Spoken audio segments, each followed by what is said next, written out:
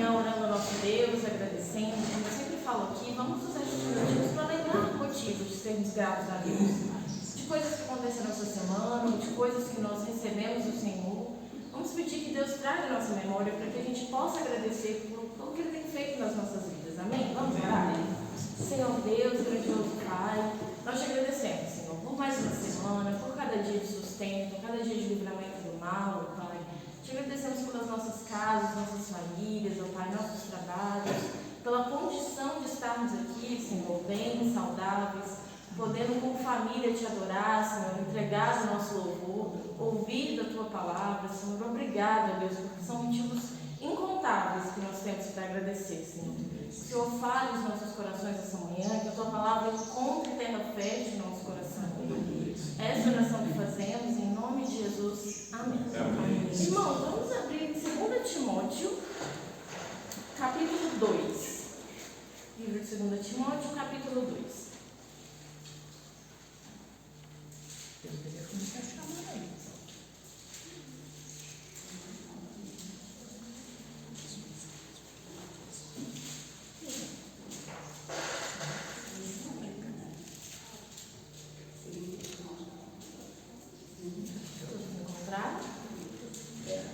Vamos ler a partir do versículo 1.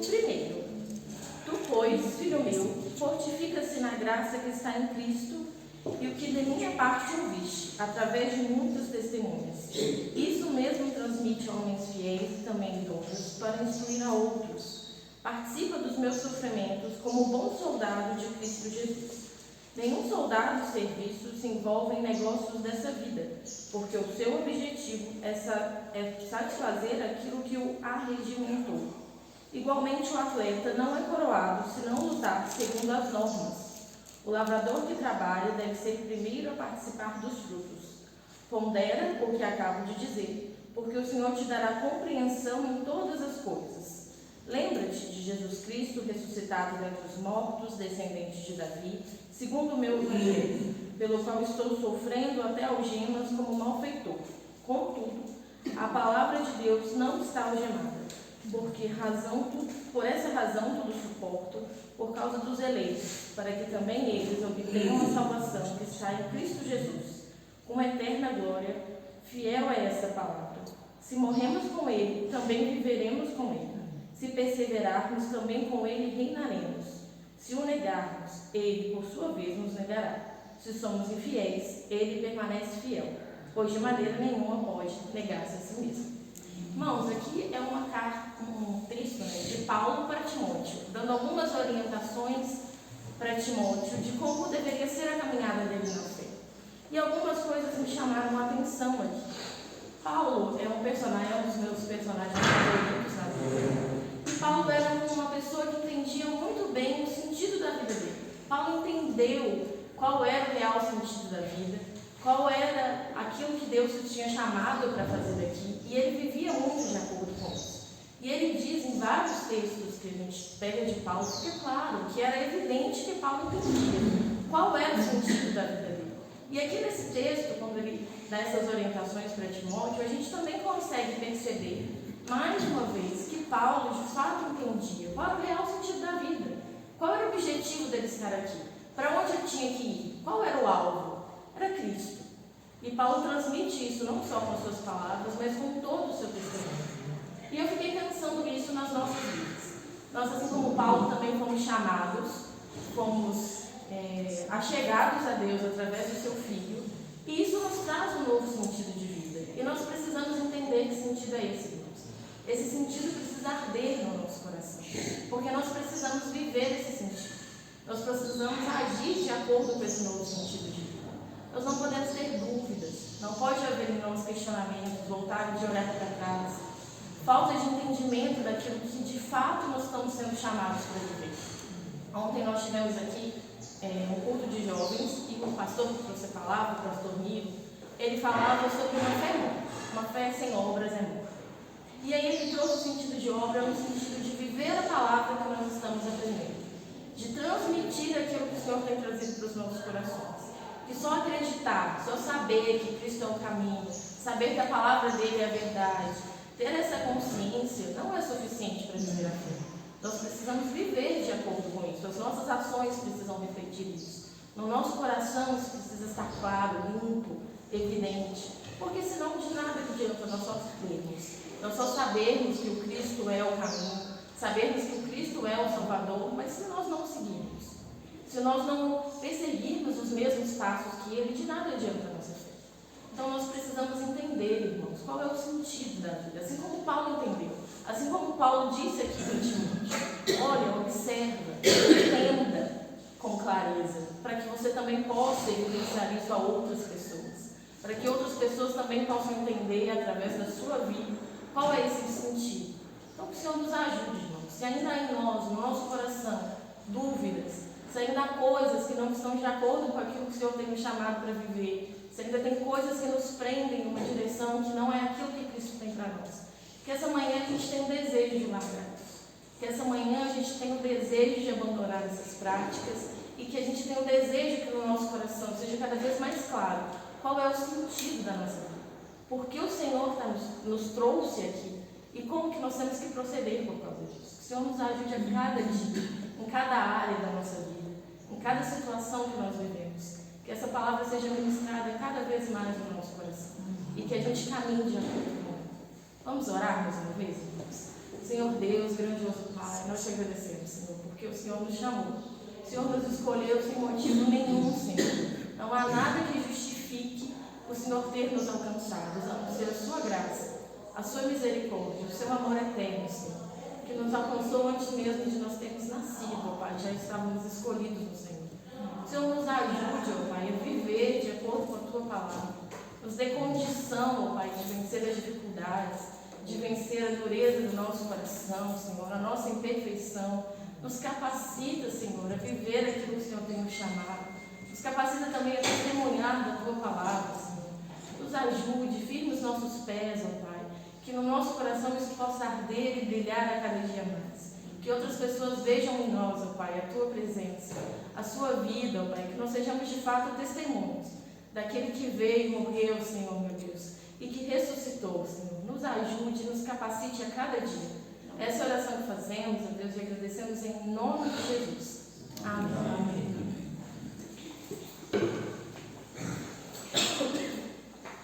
Bom dia, irmãos. Vamos continuar, vamos louvar o Senhor, vamos cantar um cântico. Cantai ao Senhor um cântico novo, cantai ao Senhor todas as terras, cantai ao Senhor, bendizei o seu nome, proclamai a sua salvação,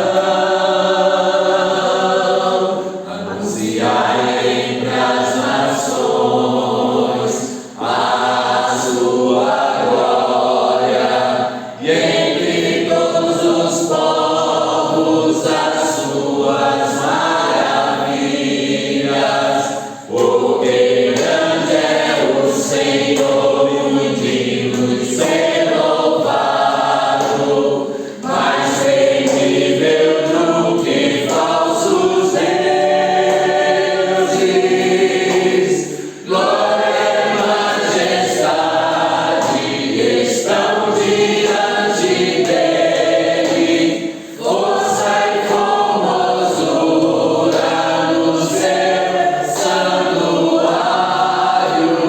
Glória e majestade estão diante dele, força e formosura no seu santuário.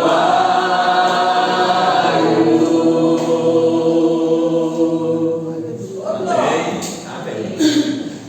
Bom, nós vamos orar nesse momento. Vamos aproveitar e ver os pedidos de oração para a gente interceder agora. Ver saber desse lado aqui, tem alguém que gostaria de fazer um pedido especial? Nilson, pela casa. Ali? Pelo meu lar, pela minha irmã, meu primo lá de Samará, que eu pedi sempre oração para ele. Essa semana, 2 semanas, minha tia disse que ele passou um susto, ele praticamente entrou em coma, mas ele já está bem melhor, graças a Deus. Continuo orando por ele, chama Antônio da Luz.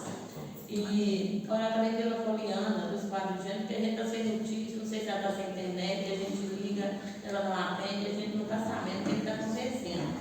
Orar por Então, ela. Saúde. Saúde. É da família, né? O João e o Jardim faleceu. Faleceu então? O Jardim lá. Seu Jardim. Seu Jardim, você está sabendo? Não estava sabendo. Falaram. A família, né? Vamos orar pela família, né? Inês e Flávia. Oi? A Não, filha Renata. Renata. Isso. Mais alguém? Vanessa, né? Pela família, o pai e a mãe. Tem Deus a mãe, o João. Para mim, família. Sejamos família. Aqui no meio, acabou? Rafael? Eu pedi para uma amiga chamada Elisa. Elisa. Beto? O Ed. Meu neto, meu genro. Isabel Rosa? Maria de igreja. É a mãe mesmo. Isso. Fernando? Leninha. Tereza. Quero pedir para o Mônica, agradecendo também, né? O que Deus tem feito na vida dela. E quero pedir também para o Diogo. Isso. Cíntia? Eu pedi pelo Wesley, pelo Rony, pelo João, pelo Miguel. Ricardo? Quero pedir pela saúde do nosso Ricardo, quero agradecer ao Senhor. Hoje Ricardo está fazendo mais um ano de, completando mais um ano de vida. Hoje, ficando mais novo. Porque está aproximando mais o dia de ir para o céu, cara. Então está ficando mais novo. Até uma certa idade a gente vai contando subindo, agora vai contando descendo. Está faltando tanto. Ivone?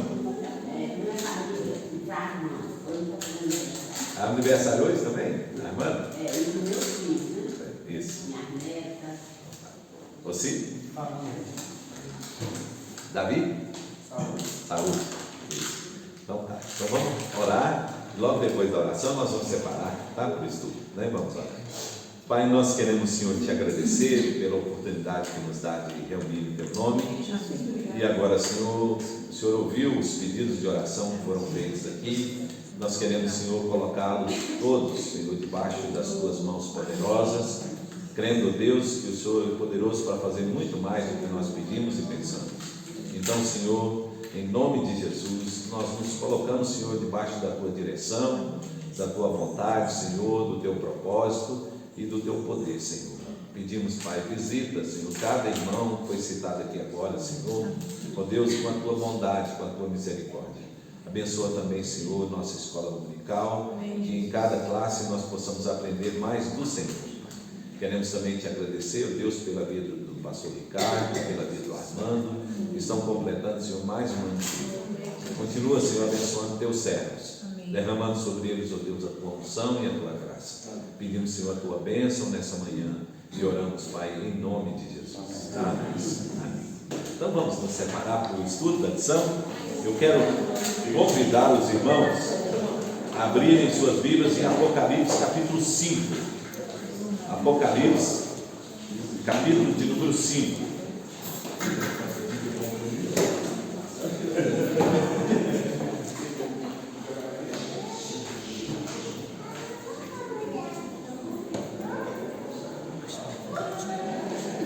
Apocalipse, capítulo de número 5.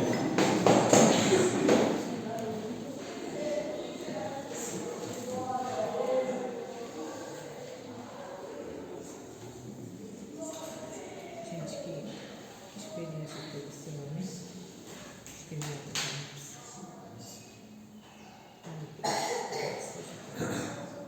Capítulo 5. Nós vamos ler todo o capítulo. O texto diz assim: vi na mão direita daquele que estava sentado no trono um livro, escrito por dentro e por fora, de todo selado com 7 selos. Vi também um anjo forte, que proclamava em grande voz: quem é digno de abrir o livro e de lhe desatar os selos? Ora, nem no céu, nem sobre a terra, nem debaixo da terra, ninguém podia abrir o livro, nem mesmo de olhar para ele. E eu chorava muito, porque ninguém foi achado digno de abrir o livro, nem mesmo de olhar para ele. Todavia, um dos anciãos me disse: não chores, eis que o leão da tribo de Judá, a raiz de Davi, venceu para abrir o livro e os seus sete selos. Então vi no meio do trono e dos 4 seres viventes, entre os anciãos, de pé, um cordeiro como tinha sido morto. Ele tinha 7 chifres, bem como 7 olhos, que são os 7 Espíritos de Deus enviados por toda a terra. Veio, pois, e tomou o livro da mão direita daquele que estava sentado no trono. E quando tomou o livro, os 4 seres viventes e os 24 anciãos proclamaram-se diante do cordeiro, prostraram-se diante do cordeiro, tendo cada um deles uma harpa e taças de ouro cheias de incenso, que são as orações dos santos. E entoaram novo cântico, dizendo: digno és de tomar o livro e de abrir os selos, porque foste morto, e com o teu sangue compraste para Deus os que procedem de toda língua, tribo, língua, povo e nação. E para o nosso Deus os constituíste reino e sacerdotes, e reinarão sobre a terra. Vi e ouvi uma voz de muitos anjos ao redor do trono, dos seres viventes e dos anciãos, cujo número era de milhões e milhares de milhares, proclamando em grande voz: digno é o cordeiro que foi morto de receber o poder, e riqueza, e sabedoria, e força, e honra, e glória, e louvor. Então ouvi que toda criatura que há no céu, e sobre a terra, debaixo da terra, falhou a leitura. Continua aí os planos. Quem está com a Bíblia aberta, continua para mim aí. Eu vou ler E sobre o mar. Pode continuar, dona. Sobre o mar. E tudo que nele há, estava dizendo: aquele que está sentado no trono e ao cordeiro, seja o louvor, a honra, a glória e o domínio pelos séculos dos séculos. E os 4 viventes respondiam: amém. Amém. Também os anciãos prostraram-se e adoraram. Amém. Começa lendo bem, né? Depois, sem o óculos, a vista escurece. Tá bom. Então, nós vamos estudar esse capítulo 5, né? E aí, vamos só recapitular o capítulo 4 que nós vimos na semana passada. Então, na semana passada, nós vimos que o apóstolo João foi convidado agora para subir ao céu. Havia uma porta aberta e ele, em espírito, se achou do céu. A cena agora se passa no céu. E lá, João teve a visão, né? E a primeira visão que João teve foi do trono e Deus assentado no trono. Então, o princípio aqui ensinado, o propósito aqui do capítulo 4 é mostrar que Deus está no controle e no governo de tudo na face da terra. O capítulo 5 segue então com a visão de João. E agora, o capítulo 5, o tema do capítulo 5 é a história da humanidade. Então, no capítulo 5 há um livro. E esse livro, escrito por dentro e por fora, contém toda a história da humanidade. Só que esse livro está selado, né, com 7 selos. E aí precisa achar alguém para abrir esse livro, desatar os selos, e é aí que entra a pessoa do nosso Senhor Jesus Cristo. Né? E nós vamos estar estudando isso hoje aqui. Né? Então, a história da humanidade. Qual é a visão que João teve da história da humanidade? João a viu através desse livro. Quando o livro será aberto, então começa a acontecer, a João ver os acontecimentos que virão. No capítulo 4, o versículo 1, a voz do céu chama João para cima e chama João com a seguinte mensagem: eu te mostrarei as coisas que em breve devem acontecer. Estas coisas que em breve deveriam acontecer, elas estão nesse livro. Estão pegando então? Para que João soubesse das coisas que em breve iriam acontecer, o livro precisava ser aberto. E o livro estava selado por dentro e por fora. Então, ninguém podia ler o livro e ninguém podia nem olhar para o livro. Então, dificuldade que João encontra agora é que, para que a revelação das coisas que viriam a acontecer fosse possível, alguém tinha que ler o livro e abrir o livro. Então, senão, não saberia a história do que ia acontecer. O que contém nesse livro? Então, contém a história do mundo, da humanidade, né? A história da igreja e o fim dos tempos. Então, a volta do Senhor Jesus. Então, todos os outros capítulos, a partir do capítulo 5 agora, vai contar, e nós depois vamos estudar, vai contar o que vai acontecer na história da humanidade. Então, veja, muita gente pensa que a história ela está à deriva, né? Então as coisas acontecem por acaso, por coincidência. Então, principalmente as pessoas que são céticas, né? Pessoas que são ateus, eles não acreditam que a história tem um governo, alguém dirigindo a história, né? Eles imaginam que a história acontece por acaso, por exemplo, a história da sua vida, né? Então, são uma sucessão de eventos, de acontecimentos, em que um vai somando ao outro e conta toda a sua história da sua vida.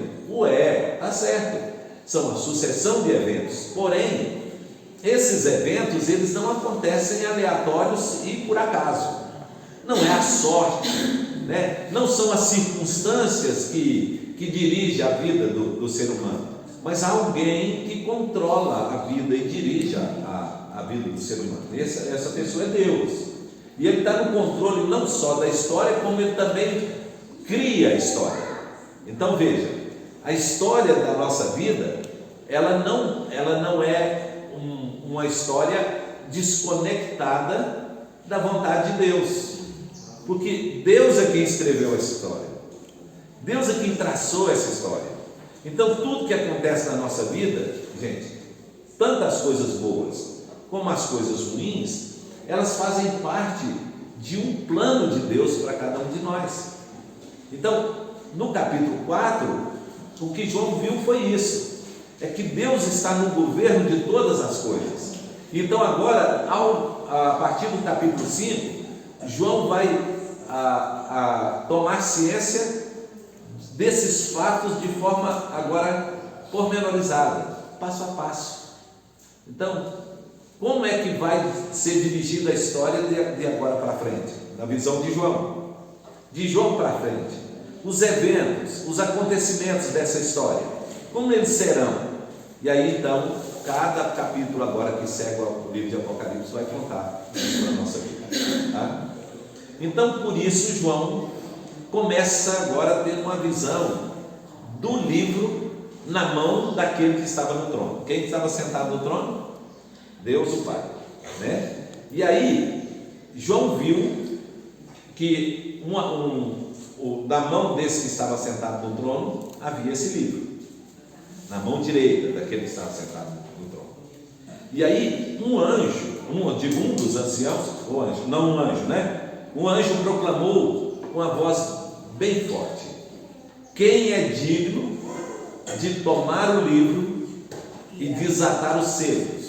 Então, abrir. Notem uma coisa importante, irmãos. O livro, ele estava escrito por dentro e por fora. Todo escrito por dentro e por fora. O que significa isso? Significa, irmãos, que nenhum evento da história escapa do plano de Deus. Não há nada para ser escrito. Não há nenhuma linha no livro em branco que possa ser acrescentada na história. Então, vamos começar aplicando isso para a nossa vida. A história da nossa vida, ela está toda traçada por Deus. Não há nenhum evento, nenhum acontecimento, nada na história da nossa vida que não tenha sido escrito por Deus. Pastor, isso é para os crentes e não crentes? Tudo, no mundo inteiro, do mundo inteiro. Então não há nada, não tem uma linha em branco. Isso quer dizer o seguinte: não tem nada para ser acrescentado, irmãos. Tranquilo? Por isso o livro está escrito por dentro e por fora. e diz o texto, todo escrito por dentro e por fora. Então, não tem nada mais para ser acrescentado. Então, toda a história da nossa vida, toda a história da humanidade está ali naquele livro, né? E ao desatar os selos, abrir, então João começa a tomar ciência das coisas que irão acontecer, não das que já aconteceram. Então, o que já aconteceu, João já sabia, porque ele já viveu. Mas agora, é da agora para frente. Então, o livro de Apocalipse é revelação, é justamente por isso. Está calor, né? É justamente por isso. É porque a história de agora para frente, João vai tomar ciência dela para quê, irmãos? Para dar a João justamente a paciência e a calma de saber que nada do que irá acontecer, nada do que estava sendo pressuposto por João, pela igreja, nada disso está fora do propósito de Deus. Então, olha que coisa maravilhosa. Embora as pessoas estivessem sendo ameaçadas, embora João estivesse preso numa ilha, contido numa ilha, embora a igreja estava sob o domínio de homens maus, né? Ou seja, dos pagãos, de pessoas ímpias que estavam tentando perseguir a igreja, dominar a igreja, a mensagem que João vai receber agora é: a história da humanidade está nas mãos daquele que é o Deus Todo-Poderoso. O livro se encontra onde, irmãos? Na mão daquele que se assenta no trono. Então, quem é que tem o governo? Quem tem o poder? Quem tem a história da vida na sua mão? Deus. Então, João podia quietar o coração, né? Sabe o que acontece, irmãos? Todos nós temos, às vezes, um pouco de ansiedade, né? Ou talvez até medo do que possa acontecer no futuro, né?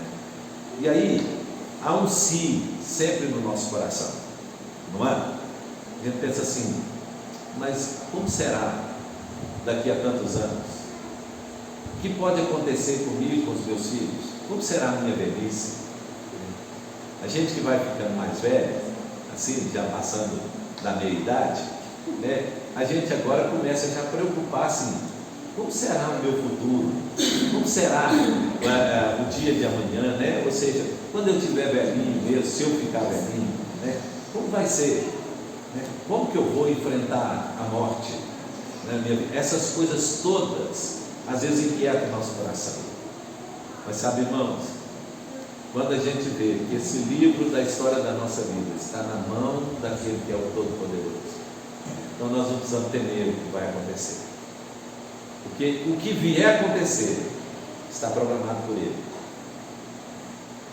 foi escrito por Ele, está dirigido por Ele, né? E nossa vida está guardada por Ele, seja o que acontecer. Então Paulo disse assim: então agora, ao já velho, será Cristo engrandecido no meu corpo, quer seja pela vida, quer seja pela morte. A história da vida de um cristão, né, está toda assegurada na mão daquele que se assenta no trono, porque o livro está na mão dele. Amém? Bacana, gente? Tá. Aí o texto continua, irmãos. Se os irmãos olharem aí no texto, na visão de João, então, depois que João vê o livro na mão do anjo, na mão do Senhor Todo-Poderoso, né, na mão direita que estava o livro, aí aparece então a figura de um digno procurado. Então veja, o anjo proclama em grande voz: quem é digno? Então estão procurando alguém que seja digno. E olha que coisa interessante, no versículo 3, João olha que nem no céu, nem na terra, nem debaixo da terra havia alguém que fosse digno. Então veja, nem anjos do céu, nenhum dos que foram salvos. Vamos pensar, os patriarcas, aqueles que já tinham morrido, né, antes de João, né, Moisés, Elias, né, Josué, nenhum, Abraão, nenhum daqueles que morreram antes de João, que estavam no céu, nenhum dos anjos santos criados por Deus, nenhum na terra. No período de João não havia ninguém na terra que pudesse ser digno, não havia ninguém entre os demônios também digno, porque debaixo da terra para abrir o livro. E aí, irmãos, isso era o que estava angustiando João, porque se não tinha ninguém para abrir o livro, se a impotência, a incapacidade humana de abrir o livro dos anjos, dos santos homens de Deus, para abrir o livro, como é que a história iria se desenrolar? E aí é isso que angustiou João, e João começou a chorar, porque João viu que não havia ninguém que fosse digno de abrir o livro e desatar o selo. E aí então vem um dos anciãos e consola João, e aí diz assim: há alguém que é digno, há alguém que é digno para abrir esse livro, porque como não havia ninguém no céu, nem debaixo do céu, mas há alguém que está lá. Então o ancião vira para ele e diz assim: não chores, não chores, porque alguém é digno de abrir o livro e desatar o selo. Essa voz, irmãos, que ressoou do céu aí, nessa situação da angústia de João, é a voz que traz o consolo. O livro de Apocalipse é para trazer consolo. O livro diz que Deus vai enxugar dos olhos todas a lágrima. Então a história do livro de Apocalipse não é para trazer medo, a história é justamente para consolar a igreja de que Deus está no governo da igreja, Deus está no governo da história da vida da igreja. E aí o ancião diz assim: esse que é digno, ele é digno por algumas coisas. Primeiro, ele diz assim: porque ele venceu. Ele venceu. Jesus venceu o diabo, Jesus venceu a morte, Jesus venceu o túmulo, Jesus venceu o mundo, e agora as tentações, e agora Jesus é digno porque ele venceu. Então ele é o Criador, sustentador, o Redentor de todas as coisas. Só Cristo tem a chave que vai abrir o livro, para desatar o livro, para que a história da humanidade aconteça. Ele venceu para abrir o livro. Quem é ele, irmãos? Aí diz assim: ele é o leão da tribo de Judá, a raiz de Davi. No dia no culto aqui eu falei sobre Davi e sobre essa expressão, que é a raiz de Davi. Quando a gente vê assim, a raiz de Davi, a gente pensa que é porque Cristo descendeu de Davi. Não, é o contrário. Foi Davi que descendeu de Cristo, Cristo é antes de Davi, a raiz é antes da árvore, não é? Então primeiro é a raiz, depois que se vê a árvore. Então ele é a raiz, ou seja, ele é o princípio de todas as coisas. Ele venceu porque ele é o leão da tribo de Judá, autoridade. Ele é a raiz porque ele é antes de todas as coisas, e ele venceu para abrir os livros. Assim, pastor, ele deve ser, no caso de João, essa ansiedade que o João teve, com tanto relacionamento que ele tem com Deus, vem mostrar para a gente como que a gente às vezes pensa que está tendo um relacionamento muito grande e vem a angústia no coração da gente, como se faltasse a confiança. E é para isso que está o livro. Porque João sabia que, como pelo relacionamento que ele tinha, ele sabia que tinha alguém que podia abrir aquele livro, e veio a ansiedade. E muitas vezes a gente tem a certeza de que Deus está no controle e vem a ansiedade. E aí às vezes a gente perde a confiança. É uma luta constante. Entre aquilo que nós estamos vivendo e aquilo que é a promessa de Deus para a nossa vida, Por isso que o se aparece na história, gente, na nossa história de vida, Pensa, uma pessoa internada, e aí a gente está em casa e pensa assim: mas e se? E se acontecer isso? A gente olha para o nosso futuro e pensa assim: e se acontecer? Quem de nós aqui nunca pensou assim: e se eu tiver um câncer? Uma coisa que explica isso. Estamos pensando nisso já, gente? Vamos sendo honestos, todos nós já não pensamos assim. E se eu ficar velho em cima de uma cama? E se, Então, esse se aí é engolido pela promessa de que Deus está no controle, de tudo. Deus está no controle de todas as coisas. Toda a gente vacila. Por isso que a Bíblia diz que a gente não olha o que é visível, Tem que olhar para o que é invisível. Não atentar no que é visível, mas atentar para aquilo que é invisível. Eu tenho a impressão que quando fala a história da humanidade, a gente está excluído disso, no geral, na história da humanidade. Mas quando a gente lembra da palavra que fala que nem um fio cabelo, nem uma folha seca cai, aí a gente lembra, não, eu estou dentro. Eu estou dentro. Estou esquecendo, não. E de maneira especial. Eu estou dentro e de maneira especial, porque no livro os irmãos verão, né, que quando abre os selos, aí depois nós vamos ver isso aí os selos informam a igreja do que vai acontecer. Mas quando derrama as taças, aí o juízo começa a cair sobre os livros, sobre a terra. Então o livro vai contar essa história, né? E nós vamos acompanhar essa história. Então agora o livro vai ser aberto, né? E a história virá a acontecer. Então ele venceu, ele é a raiz de Davi, ele é o leão da tribo de Judá, e ele venceu. E aí olha que coisa interessante, olha como João viu a figura de Cristo, né? Primeiro, onde que Cristo está? Então, diz o texto aí que ele veio e tomou o livro da mão direita daquele que estava sentado no trono. E aí, João vê agora a figura de Cristo. Aí, ao ver a figura de Cristo, diz que ele estava num lugar, estava no meio.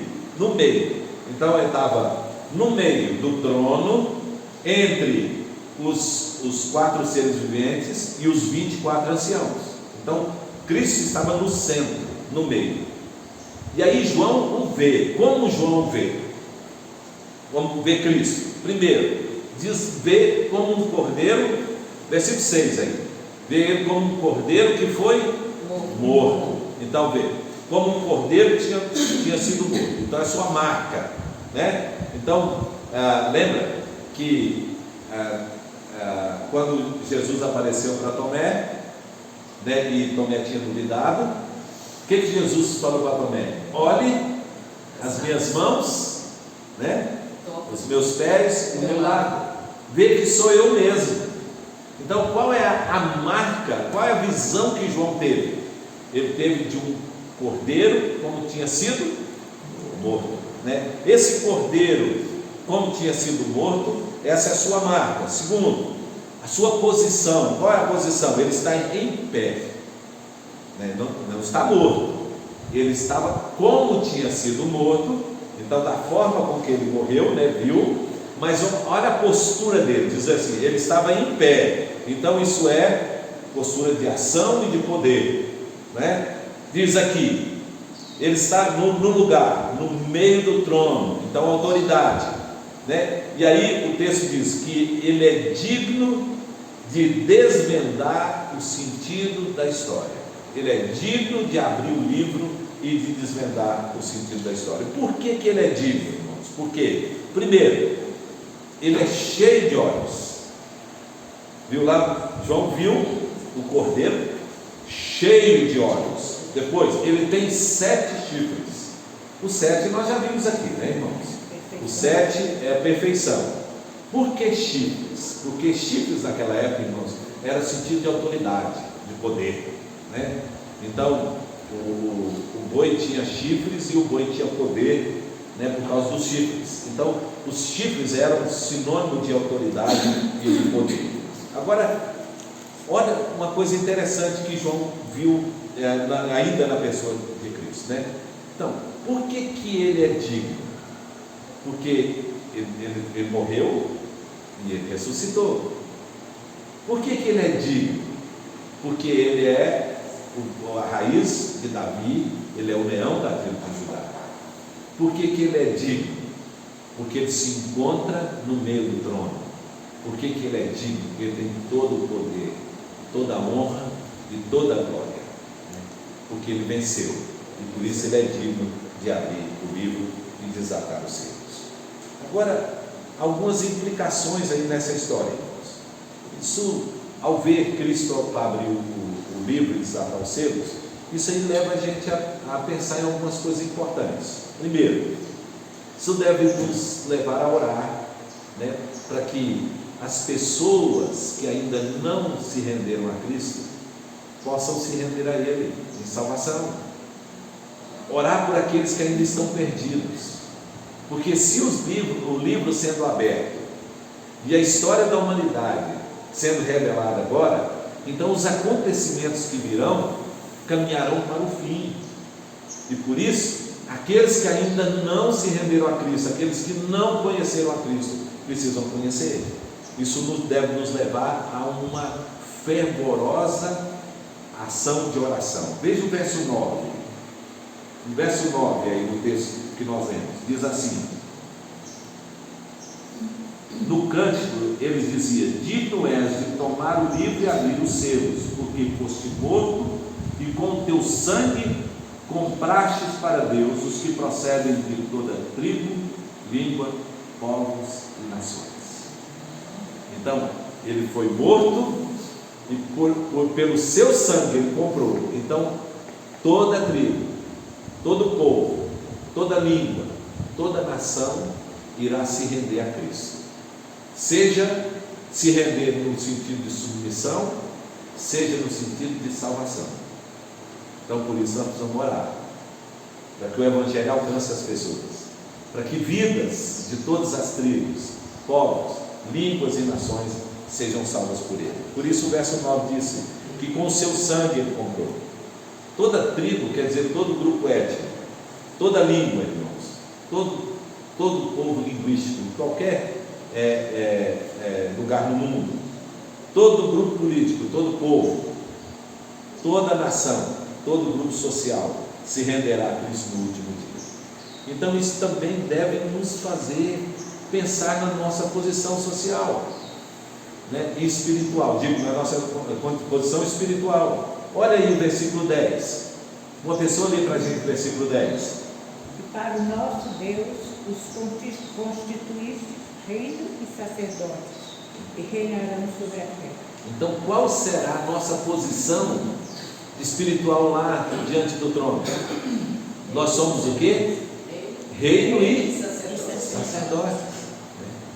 Isso nos faz lembrar da palavra lá de 1 de Pedro, capítulo 2, versículo 9 e 10, né? Diz que vós sois raça eleita, sacerdócio real, nação santa, povo de propriedade exclusiva de Deus.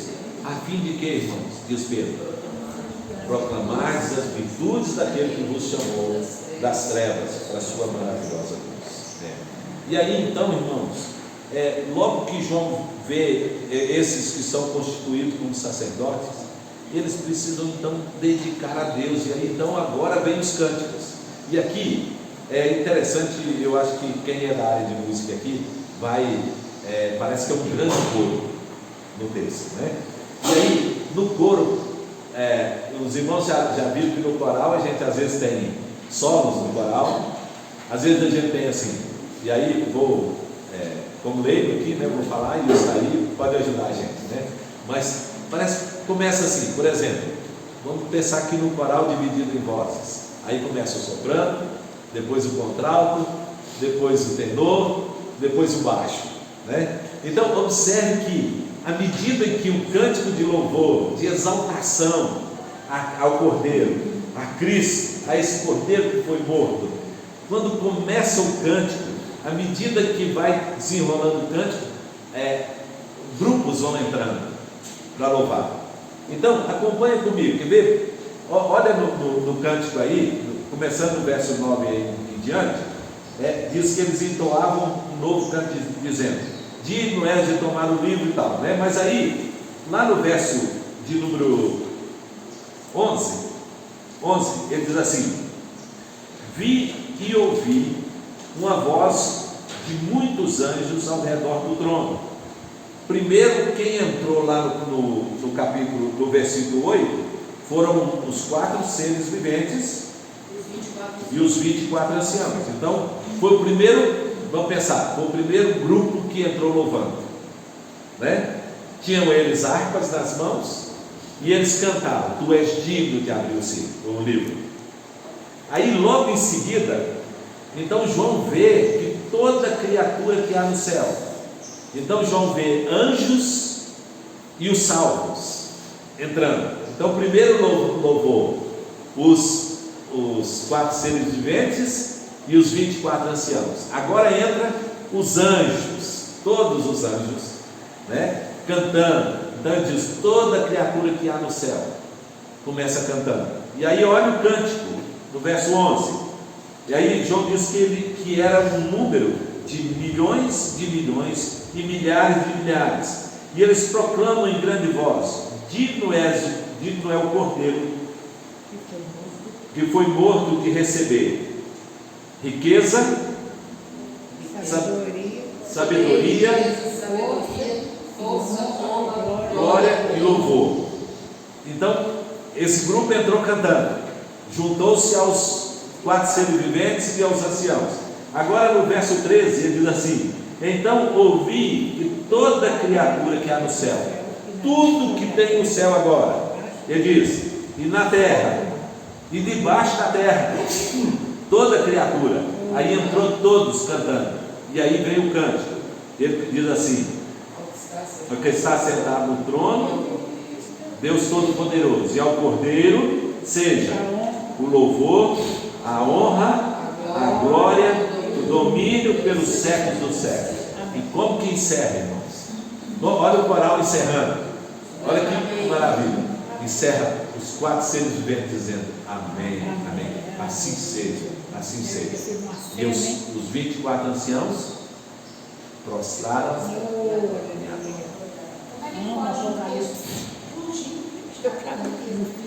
com tanta riqueza, tanto pormenor, tanto detalhe, tanta música, né, Wilson?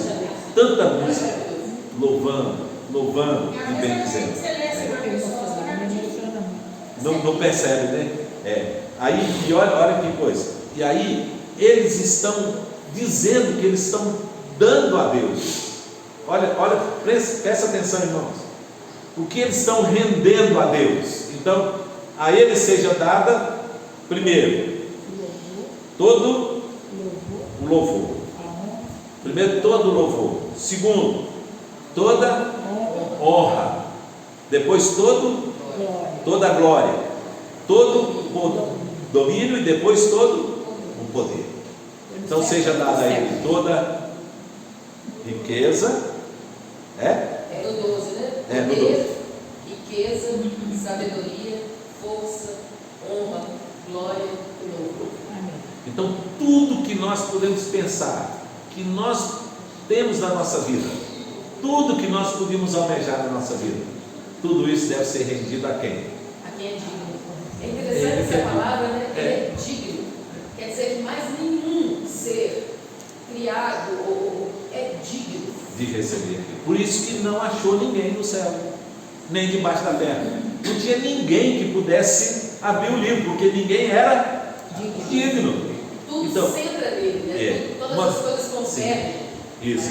Uma vez que ele é digno, então a ele seja dada todas essas coisas. E aí, irmãos, isso mostra que nós precisamos render tudo isso a Deus. Às vezes a gente acha que a sabedoria é nossa, a gente acha que a riqueza é nossa, a gente acha que a gente tem poder, que a gente tem honra, que a gente recebe glória. Nada disso importa para nós. Tudo isso deve ser canalizado para quem? Para aquele que é digno. É ele que é digno, né? Para a pessoa ser reconhecida digna de Jesus, né? Mas desde criancinha, muita gente não sabe o que é manjedoura. Manjedoura é coxo. Ele foi colocado em coxo, numa estrebaria. Deveria ter muito mosquito, muita coisa. Sim. Então, ele nasceu de um casal simples e começou ali a trajetória de Jesus para chegar nesse ponto ali. A pessoa precisa entender o que ele passou para ele poder ser tão digno. Então, o seu João diz, é porque ele era digno. Ele era digno antes de vir, né? Pelo que ele fez, ele se tornou digno, e pelo lugar onde ele está e a posição que ele se encontra, ele é digno. Então toda a vida de Cristo, né? Ele é digno, ele é digno. Isso. Interessante que para que não haja dúvida de que só ele é digno, o versículo 9 fala assim: porque foste morto e com o teu sangue, quer dizer, tu és digno por quê? Porque foste morto com o teu sangue, compraste para o nosso Deus homens de toda tribo, língua, povo e nação. Ou seja, mais ninguém fez isso. Quer dizer, ele só é digno porque ele fez. E aí, o que só ele fez, é só ele que é digno. Agora eu quero só para a gente fechar aqui, depois eu vou dar oportunidade para perguntas, né, se tiver perguntas. Imagina João, gente, no céu, né? Imagina João vendo o Todo-Poderoso, Senhor Deus Todo-Poderoso, assentado no trono com um livro na mão, e vendo um anjo proclamando, dizendo assim: quem é digno de pegar o livro e abrir os selos? E aí João olhando e percebendo que não tinha ninguém que era digno. Esse foi o desespero de João, porque João olhou e disse assim: não tem ninguém, né? Nem ele mesmo era digno. Então o livro estava na mão e o anjo estava procurando alguém, dizendo: quem é? Ou seja, qual a pessoa que pode, que tenha o poder, que tenha a autoridade, que tem a honra para abrir esse livro e desatar os selos? Não havia ninguém. Por isso João entrou naquele desespero, irmãos. E João chorava porque não tinha ninguém. João pensava assim: como vai ser agora? Como que vai acontecer? Irmãos, é isso que nós estamos batendo na tecla aqui. A gente pensar assim: como será? Como será? O livro vem para dizer assim: tem alguém que é digno para dirigir a história da humanidade. Tem alguém que é digno para dirigir a história da nossa vida, porque ele tem todo o poder, toda a honra, toda a glória, toda a majestade. Quem é esse, irmãos? É Jesus.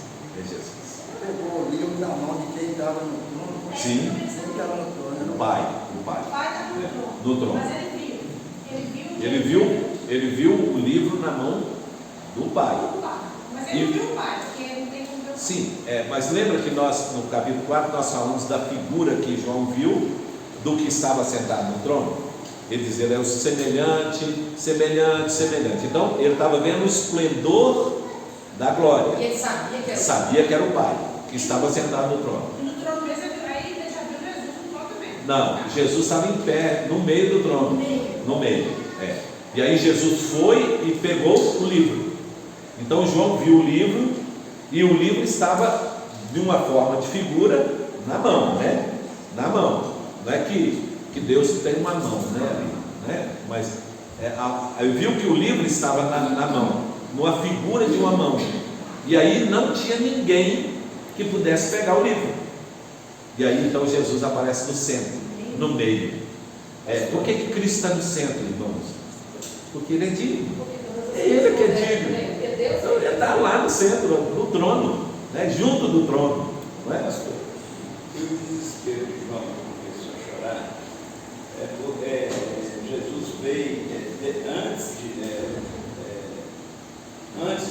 depois de João, por exemplo, João já tinha visto a passagem de Jesus, não, né? Sim. João presenciou tudo, até a morte, né, de Cristo. E agora ele viu Cristo ressurreto. E agora João vê Cristo lá no meio. E aí é interessante assim, não teve nenhuma dúvida para João de que aquele que estava no centro era Cristo, porque ele diz: ele era alguém, eu vi como o cordeiro que havia sido morto. Então não tinha dúvida, João. E o anjo revelou para ele que tinha um sim, que era Cristo, que era Jesus. Interessante que o livro estava na mão de Deus não poderia abrir o livro, né? E você vê o trabalho junto, a coisa absolutamente conectada. Quer dizer, Deus, tudo isso é um plano eterno, onde tanto Deus como Cristo, como o Espírito trabalham em absolutamente consonância, porque Deus segura o livro, ele é o dono da história, mas quem age é Cristo. É Cristo. E aí, Ilse, é a revelação daquilo que Deus tinha dado para Paulo, lá em Filipenses, né, que nós lemos, esses dias nós pregamos sobre isso, e a revelação que Deus deu para Paulo é que Cristo se humilhou, assumindo a forma de morte de cruz, e diz pelo que Deus o exaltou sobremaneira, que lhe deu o nome que está acima de todo nome, para que o nome de Jesus se dobre todo joelho. Agora estava acontecendo. Agora João estava vendo isso acontecer. Aquilo que Paulo falou que ia acontecer, João estava presenciando isso agora. Todo o povo, toda língua, toda nação, todos os anjos, toda criatura que há no céu, na terra, todos estavam agora se prostrando diante daquele, né, cujo nome é Jesus Cristo. E se Jesus não tivesse feito o que fez, às vezes a gente fica pensando, né, por que covardia fizeram com ele? Se não acontecesse o que aconteceu, nós não seríamos salvos. Não seria aberto o livro. E não seríamos salvos também. Por isso, porque ele morreu com o seu sangue. Ele morreu. Bacana demais, né, gente? Muito emocionante. E também, olha que consolo, né, que isso traz para a nossa vida. Pastor, mas se Jesus não tivesse vindo, a gente estaria na condição do Velho Testamento até hoje. Mortos nos nossos delitos e pecados. Mas os que morreram naquela época, eles foram lavados por Jesus também. Sim, mas aí, Viviane, é interessante, porque os que viveram antes de Cristo na história, todos eles, os que foram salvos porque creram na promessa de que Cristo viria. Nós sabemos nessa promessa. Os que creram, né, na promessa, os que vieram depois foram salvos porque creram que Cristo veio. Então Cristo está no meio. Porém, a salvação ela foi aplicada de uma vez só, tanto para os que estavam no velho como para os que estavam no novo. Então Hebreus fala que eles eles não viram o cumprimento da promessa, para que eles não fossem aperfeiçoados sem nós. Então todos foram salvos, né, no mesmo momento, né? Qual foi o momento? Na morte e ressurreição de Cristo, tanto os do velho como os do novo. Mais pergunta? Eu fico pensando, pastor, que na época de Jesus eles deveriam me lembrar, porque deveria ser normal para o povo de Israel comentar a respeito de todos os fatos extraordinários da história, como dilúvio, a libertação do Egito, a nuvem, o maná, a serpente de bronze, o exílio. Então, na época de Jesus, o povo de Israel deveria de basear nessas coisas para entender o poder de Deus. Sim. O poder de Deus. Aí Jesus entra na história para fechar com chave de ouro, porque parece que aquilo não era suficiente, né? Parece que não era suficiente para o povo. Não era suficiente, sejam para a salvação. Para a salvação.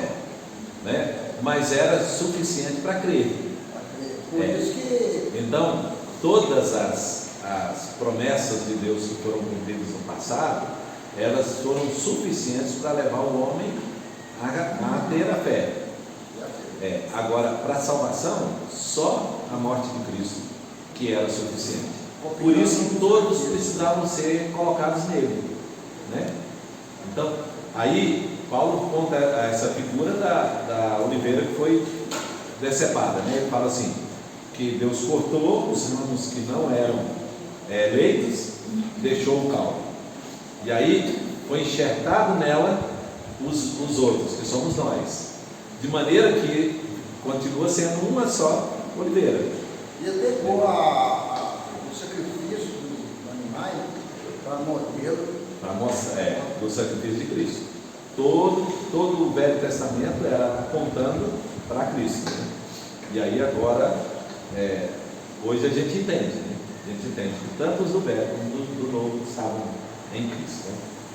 Amém, gente? Amém. Amém. Então vamos ficar em pé, vamos terminar.